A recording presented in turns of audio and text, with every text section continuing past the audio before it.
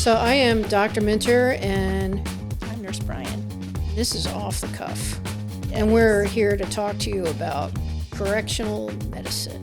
And all the things that entails. That's right. So we are going to talk to you today about what happens when you come to jail from a medical perspective, mainly. We're going to talk a little bit about non-medical, not that we're the expert on that, and please don't take that for advice. Right. So I bought a car not too long ago. I had to buy a new car, and the crazy thing that happened was it was back when there was like no cars. Remember that? There was like a shortage of cars. Oh, yeah. Yeah, Okay. right. Okay. Yeah. So I bought a car, and I had made a deposit on it. I said, I want that car with this interior, this white interior, like with black. And they're like, yeah, no problem. And so 3-4 weeks go by. I'm like, where's the car? And so they're like, we're waiting on the car. The car's on the ship. It's coming from Korea, blah, blah, blah. So, and they're like, well, you know, the boat is slowed down and ran out of gas, whatever. So anyway, so they finally call me and they're like, we have the car. And I'm like, right. So I go to the dealership because I was driving a very shaky Volkswagen, which is another story. But anyway. For another day. For another day. So I go to the dealership, and it's like 8 o'clock at night by the time I get there. It's pitch black. And it's like, you know, winter. And so they're like, okay, well, we got to bring it around. It's a big dealership. And they bring the car around.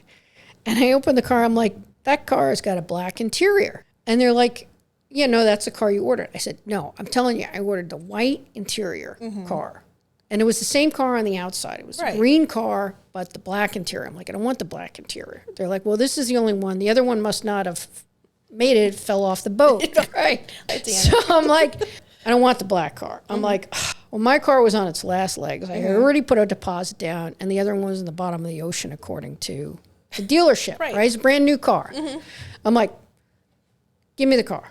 Okay? It's like now like 9 o'clock. I'm like irritated. I'm like, give me the car with the black interior. I don't care. Let me get out of here. Right? So I go home and I drive the car. And I drove the car for a couple of months. And then I get a text from the salesman, and he's like, can you call me? I'm like, why is the salesman calling? And he's like, we got a problem with your car. I'm like, the car's fine. He's like, no, we sold you the wrong car. Oh, my gosh. He said, we found the other car. They said it was, I don't know where it was, but they got the VIN numbers mixed up. So the paperwork I had signed was for the car that I wanted with the white interior. Right. But they gave me the car with the black interior. So he's like, we got to give you the other car. I'm like, you want to give me the brand new car? I already put like 5,000 miles. They're like, we got to eat it. We got to get you the car. Right. I said, well, I'm going out of town. You got to meet me at the jail. And he's like, I'll drop the car off at the jail. I'll pick up the old car. I'm like, okay. Sounds kind of shady, but all right. So anyway, I said, well, I work at the jail. And he's like, oh, I know where that jail is. I said, you know where that jail is? He's like, yeah, I've been at that jail. Something to be proud of. I said, well, you know, the jail's got this. And then when you come in, he's like, oh, yeah, I know that jail. I know. Anyway, so the bottom line is I got the car. But my point is, you never know who's been in jail. Oh, I know. That's what we were talking about it earlier. It's like you don't know the people you're shopping at the grocery store with right next to you. I mean, they could have been to the jail earlier that day and got released. Right. So what happens when you get arrested? So say you're out on the beach somewhere in Daytona or Miami or wherever we're at, and you get arrested. You get an open container. Yep. Right? So then they either cuff you, handcuff you, put you in a squad car, or what else did they do? Take you to the hospital. No, before that. They put you in a transport van. Ah, okay. Right? So some jails have transport vans that go around picking up people. Right? Right. So you get the transport van, transported to jail, get thrown in a van. Well, put in a van. Yeah, probably no AC either, but yeah. You go in the van. Right. And then you get and then you come to jail, hopefully with no issues, right? So you come up to jail, and then the first thing is the squad car or the van comes in, and it comes into what's called a sally port. Right. Right? Mm-hmm. So there's a Latin name that we Americanized from, it's like salea, and it meant like to deter. So port means door. Right. Right. So it means a deterrent door. Right. So the sally port is a big door that has it comes up on one side. It's just a big garage door. Right. And up on the other side. So you drive in, it shuts theoretically, so nobody leaves. And then that way, then you come into jail and you get walked into jail. Right. Right. And you should be able to walk on your own accord. Right. Hopefully. Right. Right. Yeah. We hope. Right. So then you come into the receiving area jail. Then what? But you know better than I do what happens at that point. So they come in, and the first thing they do is they'll have you take a picture and see if you've been there before, like a face recognition type of thing. Oh, yeah? Yeah. So they'll do that, and a lot of times, like, they'll come in and, you know, if they're uncooperative and they're kind of being a jerk. What's uncooperative? Basically, they're not going to answer any of your questions. They're not going to do anything that you ask them to do. If you ask them to dress out, they're going to be like, hell no, I'm not dressing out for you. F you, basically. And we call it uncoop. Uncoop, correct. Yeah. So then they go up to the counter, and if they are being basically, you know, from that face recognition, we can see if they've been there before. We can see their, you know, their birth date, their name, and then we don't have to do anything else. And sometimes they'll, of course, come in with their wallet unless they lost it on that beach you talked about. Right. Because sometimes they don't come in with identification. They'll just come in with their sandy pants and no shirt. Yeah, but they usually have their phone. Everybody's got a phone. Oh, yeah. Oh, yeah. But I think they can take numbers off the phone, but they can't have. They say I hear them say take 3 numbers off. Yeah, Don't text anybody or something. Correct. Every facility is different. So they'll say, okay, you get 1 number or whatever. That way they have something. Because nowadays it's like a lot of people don't, you know, memorize numbers. They'll just, you know, have it in their phone with a picture ID or whatever. Right. So they'll have them get their phone numbers if they're being nice. It's, you know, it's not something that they're guaranteed to have. It's something that you get if you're nice. And then they have them take their shoes off. They pat them down. They wand them. Make sure that there's no beeping anywhere. What's a wand?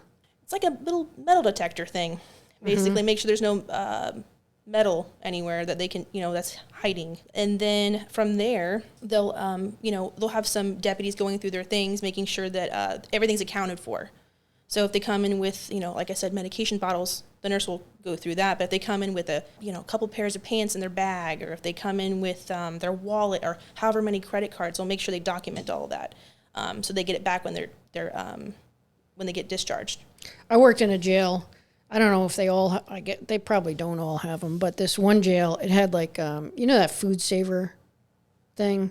You know, like at least to suck all the air out of stuff. Oh yeah. Of course. So they put all like their wallet.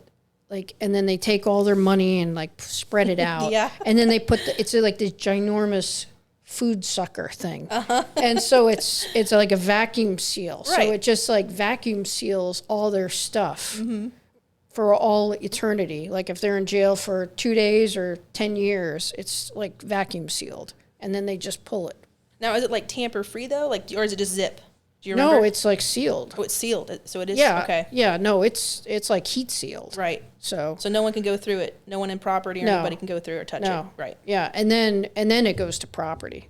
So inmate property is where all the stuff is kept. Even if they come in with a wheelchair, that's where it goes. You know, and if they need a wheelchair, we'll give them one. If you need crutches, if they came in with crutches or whatever it may be, even if they didn't come in with it but they need it, we'll supply that to them. Right. Yeah. Or if it's something specific, then the provider has to write an order saying may have blah blah blah. Kind of like when this guy came in and they took his leg. They literally took his prosthetic leg, and because there's metal on it, so they're like, you can't keep it because they can make it metal for you. No metal. So when people ask me, they're like, "What is the weirdest thing you've ever gotten out of property?" I'm like, someone's leg. And the worst part was I was like, "Sir, I brought your leg," and he was like on the floor, like trying to get to me, like crawling like a worm. And I'm like, oh gosh. I'm like, we waited too long for you to get your leg back, but it was kind of sad actually. But You know, that was probably the weirdest thing I've ever gotten out. He was very grateful. To have his leg back. Oh, yeah. Because he poor thing, he had to crawl around. Yeah. But yeah. Yeah, you never know. You know you don't. And then they go through what? The scanner? Like it's like the conveyor belt? I don't know what it's called. Yeah, so what they do is they'll have them dress out in their uniform, and then they'll have them, once they're got their, whatever, usually it's orange, they'll have them go through the scanner. And basically, they're just checking to make sure there's no foreign objects in their body cavities, and that they didn't swallow something or shove something up one of their holes, depending on what you are. Right. Anyways, there's been lots of things they've found and hidden, and I think medical-wise, it's super important because we can see if they've swallowed any kind of drugs, and they put it in a baggie. Because if that explodes, overdose, and then we're having a code and it's a big, big deal. Yeah. They could die. It's really serious. But I think that's why it's so important to have that scanner. And it's funny because at the jail I worked at before, I don't remember them ever having a scanner like that ever. So it's Really? just no, I don't remember that. No. Yeah, we didn't have that in prison. Yeah, but it's super prison, helpful. It's a problem in prison sometimes. Right. Yeah. For sure. All right, so they come into jail. Then, all right, so they're scanned. They don't have any metal. They don't, whatever. They got their leg back. They got whatever. Right. Right? Then what? So then shortly after that, they're going to take them back to processing. Mm-hmm. So they're going to go wait in a waiting room, and then they wait their turn for one of the nurses to call their name, and we get them screened. So we literally go head to toe. We ask them, do you have any allergies to medications? What medications do you take? What have you been diagnosed with? Lisinopril. Exactly. I take a lisinopril. I'm like, lisinopril? But yeah, it basically just an entire assessment. People, depending on the mood they're in, they're like, why are you asking me all these questions? Well, it's so important. Continuity of care. How are we going to continue your care on the outside in here if I don't know anything about you? And I try to, you try not to get mean with them and become a jerk because you're trying to get this out of them and they're trying to fight back, basically, So we do that. And if we can find their medications current, we'll go ahead and start them on it.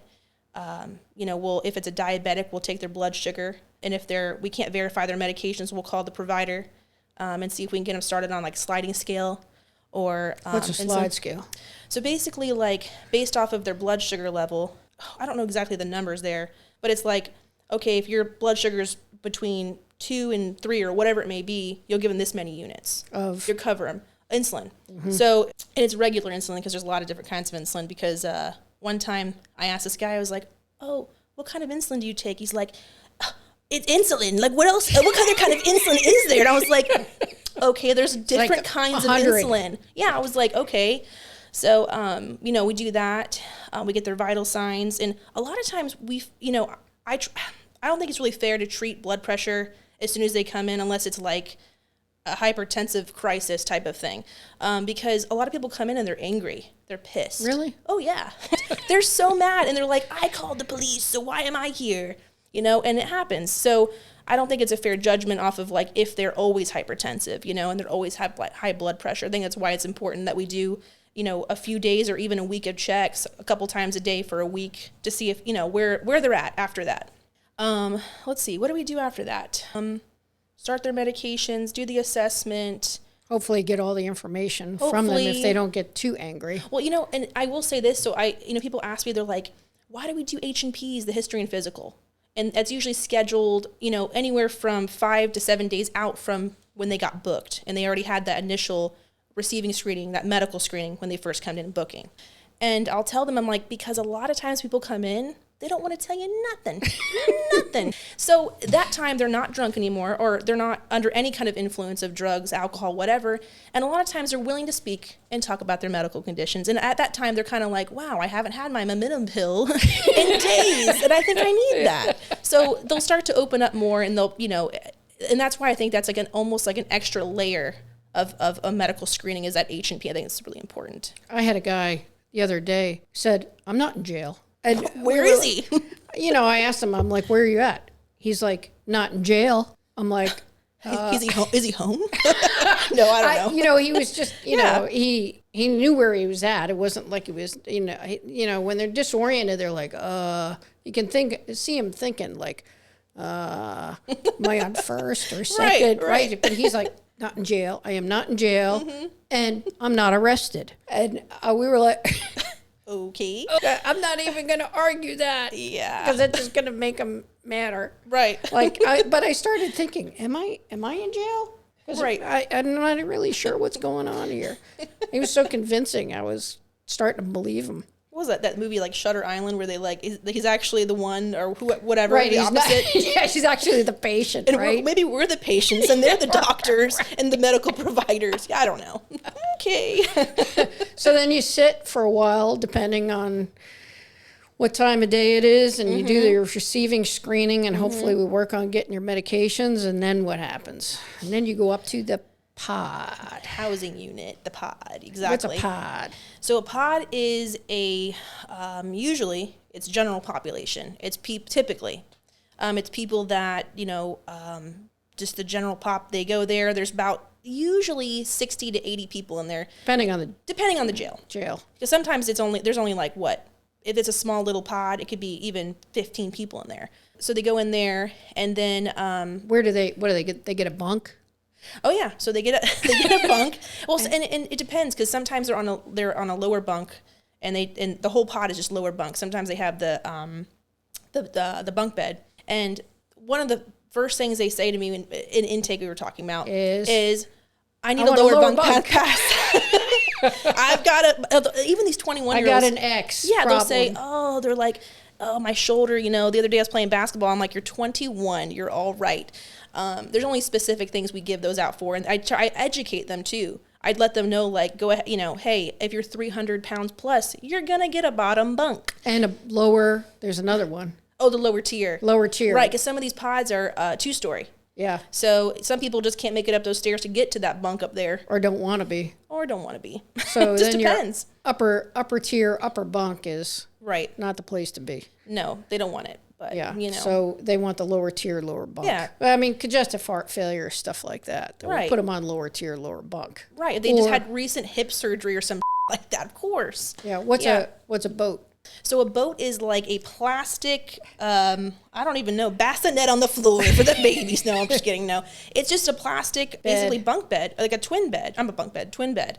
And they got their mattress on top of it, so they have some comfort. And they lay there. And those are people who are usually seizures, like multiple seizures, people who, can't, even with medication, they can't control it. Or they out of room. Or out of room. Yeah, that's true. So if the pod is full, they'll just start throwing, boats in there. Yeah. They do what they got to do to house these patients. Right. Mm-hmm. Yeah. But then the problem with the boat is, like, if you got some old guy, then they can't get off the boat. I know. And then, it just depends. It depends. Because it's like, and then they say, I want the boat sometimes, which is really weird. And then they complain about it when I get it. They're like, I don't want this boat anymore. It's hard for me to get up off of it. I'm like, Well, we don't do anything about boats versus lower bunks. Right. Usually. So, and what's a double mat? Okay, so that's very popular in the jail because not with me. No, not with giving them, but they want them, just like that lower bunk pass. It's just another form of comfort. So they got that extra cushion when they're laying down, and I don't know why, but people think they're entitled to those as well. And I always tell them, I'm like, depending on where you work, I mean, they might not even give them to the pregnant patients. It's part of it. We really don't even give them out anymore that I've ever heard of. I mean, I don't know other facilities do, but we try not to do the double mattress. Yeah. Yeah. They one of the jails I worked with had to take patients from an evacuation from one of the federal prisons, and they were like, well, we get the Tempur-Pedic mattresses, and they're like, well, you are in the county jail, and you get a mat here and fed, and that's it. Right. Yeah. No. Yeah. And then we have the diets too. We didn't talk about that. Yeah. If you're a pregnant female, you might get the prenatal diet, which they usually just get more of a larger portion of food. The diabetic diets, they have, let's see, what else kind of diets we got? The high protein, high calorie diets, or the double portions, depending on where you work. And those are for people who have like a low body mass index, which is basically just your height to weight ratio is just too low. Usually. It's below standards, basically. Usually because they're doing illicit substances. Yeah, and then when they come, it's weird. Some people come to jail and they start gaining weight back because they're not on the drugs all the time. They're actually eating, And sometimes it's because they're homeless. And one of the first questions I ask is, I said, do you get enough to eat? Right. So they may not be doing drugs or, I mean, they might, but they're like, no, I can't get enough food. I just I can't manage it. So, yeah. you That's gotta, super sad too. Yeah, I mean, you got to keep the somewhat open mind or compassion. Oh, yeah. But usually I find that if they don't really have what's called pathology, like they don't have something like cancer or whatever else, if they come into jail is not always the worst thing out there. Jail or prison is that they get fed regularly. Their weight usually goes up. Yep. So. And some people come in and I tell them, I'm like, they might test positive for opiates, and I'm like, it's gonna be a rough withdrawal, but I'm telling you, once you get through this, you're off of it. I'm like, you can go out there and just get away from those people, and you're clean now. So I'm like, it's not the worst place in the world. It's really not. It actually can bring a lot of joy to people when they come out of there, just not having to, be on drugs anymore. They're technically clean and they're healthy. And like you said, they gain weight. I've seen females that come in and they're, very skinny, tiny, on whatever drugs they're on. They come in and within a few months of you checking on them, you're like, wow, they look so good, so healthy. It's incredible. It really is. It's amazing. And that's without even being on any kind of double portions or whatever. It's just they gain weight, like you said. Right. They're off those drugs. Yeah. And a lot of the patients have like a history of abuse and,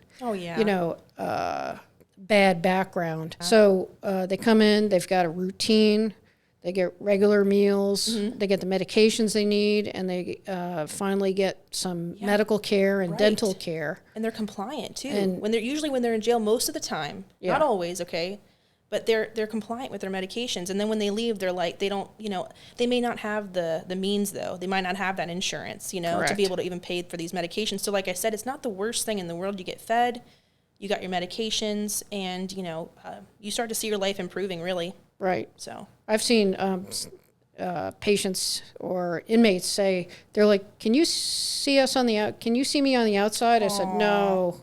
That's sad though. Yeah. That's sweet. I know. But, you do the best you can and give them the medications on their way out the door, and hopefully they keep up with it. It feels good to treat them. It really does, doesn't it? Yeah. It really does. It feels good. So anyway, that's our second off-the-cuff podcast with Dr. Minter and Nurse Bryan.